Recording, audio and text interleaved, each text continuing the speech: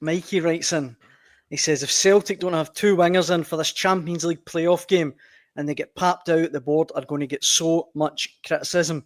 Now, Mikey is just one of several, Keith, that have written in. Pretty livid about their teams. In fact, let me just read a couple of them for you. Let me have a look. If I can find them, that would be good. That would be helpful, Daniel. Yep.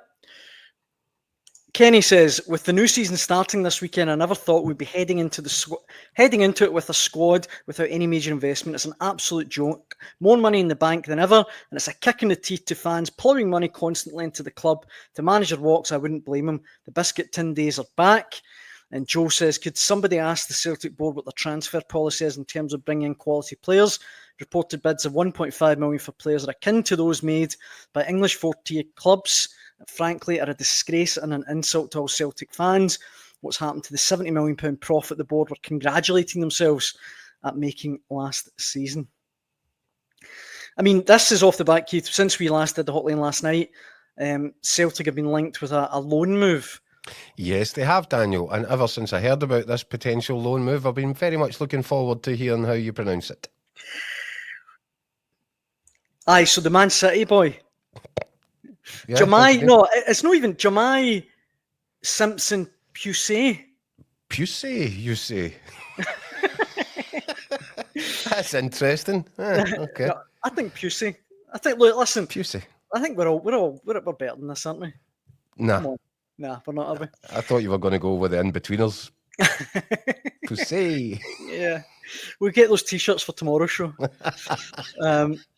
But Celtic fans are obviously not best pleased. And bringing a player in loan as well, like without an option to buy.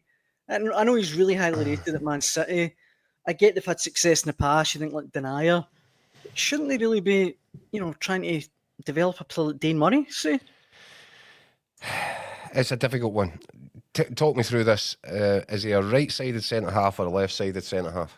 I think he's right-sided, I think. So he's basically would be coming in then to offer a bit of cover for Cameron Carter-Vickers. And Celtic fans would probably be the first to say there'd be, a bit of serious concern if Cameron Carter-Vickers gets an injury that keeps him out for any length of time. I don't see a problem with it. I think this is a really talented young player. I've read some quotes from Pep Guardiola, who seems to think that this boy could be, a big player for Manchester City in the years going forward. But obviously needs game experience and some game time. And I think he would get a bit of that. I don't think, obviously, he'd be a first pick starter in this Celtic side, not in front of Cameron Carter-Vickers. But I think he'd be a very useful addition. And, I'm not a great lover of loan players, but more and more as football goes the way football's going, I do see the logic in it, particularly for Scottish clubs, because it might be a way of getting a hold of a player that otherwise, ordinarily, is just not going to be possible for you to get. And, we'll talk a little bit about a similar proposition Rangers have made with a very exciting young player at Spurs, I'm sure.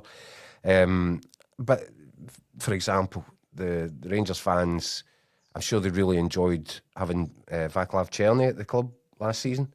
And yeah, I think it's regrettable. I'm sure that supporters, because they invest emotionally in these guys, and I'm sure that it would be preferable for the clubs to enter into agreements if there is the chance of getting a deal done at the end of it to make it, if the guy's good, you make it permanent.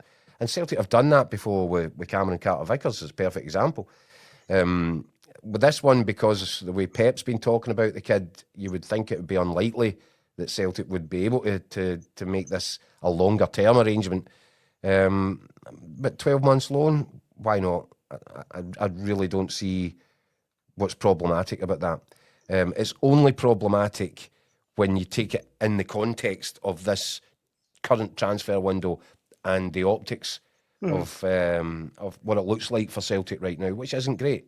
And you can tell that the Celtic fans are running out of patience, and understandably so. You would have thought, and they, I think, had every right to believe that by this point, 5 days before the season kicks off, that Celtic would have done a little bit more heavy lifting in the transfer market. Brendan Rodgers should be sitting just now with those 2 or 3 or 4 players that he believes increases the quality of his strongest 11, and he's not, and it's not a great look. Yeah. And I do think, and I'll come back to it because I keep saying it, I do think that Celtic will do business. I think they will spend significant money, but I think they've misjudged this time, and I'm sure there are reasons for it. You know, they're not doing this deliberately to, you know, antagonise their own supporters or you know, make themselves targets for the support and the abuse that obviously they'll be getting. None of that's done deliberately, so there will be reasons. But even so, you know, it's the old, well, you've got one job. That's the job. And Celtic should be better equipped at this point, even though the ball's not started rolling yet. They should be better equipped than they currently are, with so little time to go. 1, ahead of the start of the league campaign, but 2, and of, you know, even more importance, the Champions League qualifiers, which are less than a month away now. And you know what it's like that. If one of these guys that you're targeting as a possible potential marquee arrival, if he's coming from a big league or a big club, well, the chances are he's still on his holidays just now, because they're only just getting back about it, some of them.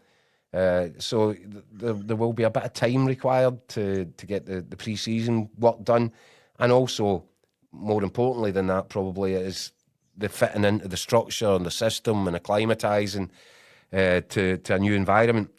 All that stuff requires a little bit of time, and Celtic have got themselves into the position now, which I didn't think they'd be in, where it's the clock's starting to tick on. And we were talking way before the end of last season about the situation Rangers were facing and the need for many of these matters to be addressed before the end of last season. And Celtic weren't in that similar sort of traumatic period where they were losing managers. Celtic were in a stable condition at this point. And I think the fans are right to expect that, given those circumstances, as well as the money that's sitting in the bank right now, that Celtic should be in a better position than they are right now, albeit I do think they'll get there.